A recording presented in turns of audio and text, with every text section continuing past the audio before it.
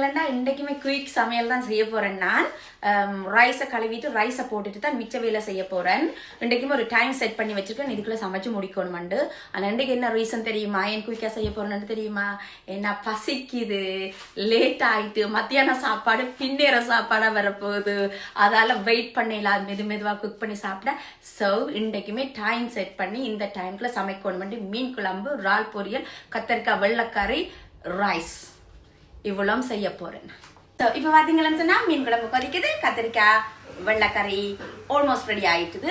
And இறாலுமே எல்லாம் பிரட்டி வச்சிருக்கிறேன். பொரிக்கிறதுக்கு ஒரு 20-25 மினிட்ஸ் எடுத்துருக்கேன் நினைக்கிறேன். உண்மையிலேயே நான் டைம் பார்க்கல, என்ன சொன்னால் டைம் பார்க்கறதுக்கு டைம் இல்லை, மழை குக் பண்ணணும்னு சொல்லி.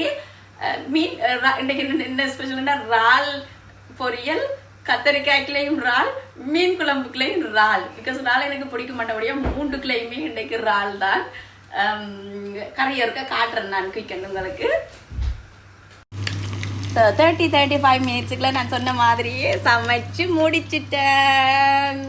எல்லாமே ரெடி ஆகிட்டு இதுவுமே ஆஃப் பண்ண போகிறேன். இனி எனக்கு சாப்பிட்றது மட்டும்தான் வேலை. அண்ட் பின்னேற சாப்பாடு ரெடி ஆகிட்டுது.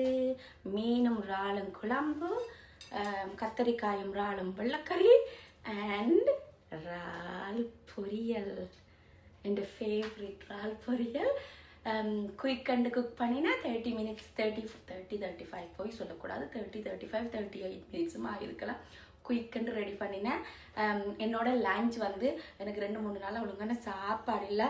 இன்றைக்கு தான் எனக்கு போன உயிர் திருப்பி வர்ற மாதிரி இருக்குது. இந்த சாப்பாடை கண்ட உடனே போன உயிர் திருப்பி வர மாதிரி இருக்குது.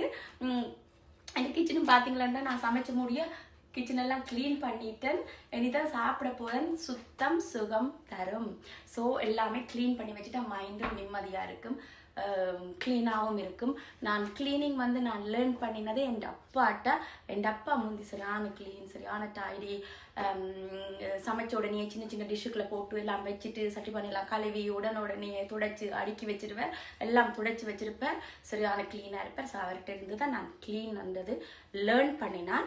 இப்போ அவருக்கு கொஞ்சம் வயசு போயிட்டுது, கொஞ்சம் பஞ்சி அவருக்கு இப்போ வேலை செய்கிறதுக்கு. நான் பேசுகிறேன் நான் அவரை இப்போ. பட் அவர் பாவம் தானே, வயசு போயிட்டு தானே, ஸோ அதால் புரிஞ்சு கொள்ள முடியுது. பட் நான் க்ளீனிங் லேர்ன் பண்ணினது என் அப்பாட்ட இருந்து தான் லேர்ன் பண்ணினேன். நான் க்ளீனாக இருக்கணுமெண்டு.